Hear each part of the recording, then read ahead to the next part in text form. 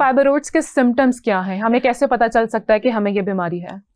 Fibroids آلدو کہ بہت ہی common tumour ہے، پر 50% کیسز میں فائبرائڈ کا کوئی بھی سمٹم نہیں ہے. کئی دفعہ تو اتفاق سے پتہ چلتا ہے، کسی اور وجہ سے کوئی پیٹ کا الٹرا ساؤنڈ کرائیں یا روٹین پریگنینسی میں خواتین جب الٹرا ساؤنڈ کراتے ہیں تو اتفاق سے پتہ چلتا ہے کہ جی یوٹرس کے اندر تو فائبرائڈ ہے. تو 50% کیسز میں تو پتہ ہی نہیں ہوتا. ٹھیک ہے. باقی 50% کیسز میں اس کی مختلف پریزنٹیشنز ہوتی ہیں.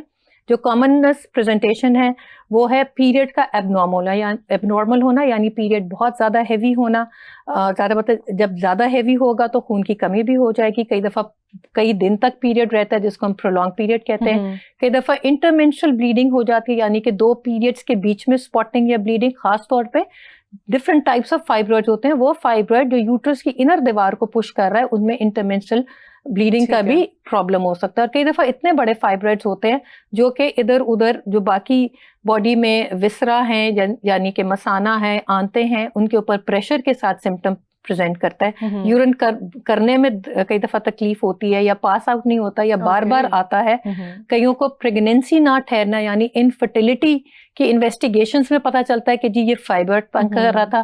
اور کبھی کچھ کیسز میں پریگنینسی میں اگر بڑے فائبرائڈز ہیں تو کئیوں کے ریکرنٹ مس کیریج کی بھی وجہ فائبرائڈ ہی ہو سکتی ہے.